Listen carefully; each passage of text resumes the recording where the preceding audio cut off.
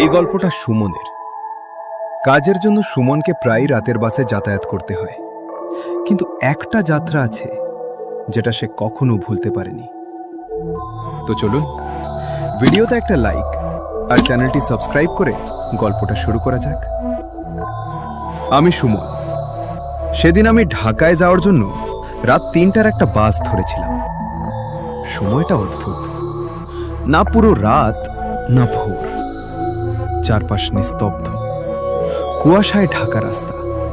বাস স্ট্যান্ডে পৌঁছে দেখি আশেপাশে খুব বেশি মানুষ নেই, শুধু একটা পুরনো বাস দাঁড়িয়ে আছে, গায়ে লেখা ঢাকা সার্ভিস। কিন্তু অদ্ভুত ব্যাপার হলো বাসের ভেতরে কোনো লাইট জ্বলছে না। আমি একটু দ্বিধা করছিলাম, কিন্তু আর কোনো বাসও ছিল না, তাই উঠে পড়লাম।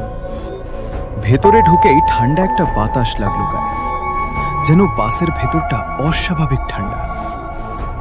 কিছু যাত্রী বসেছিল, কিন্তু কেউ কারো দিকে তাকাচ্ছিল না। সবাই চুপচাপ মাথা নিচু করে বসে আছে।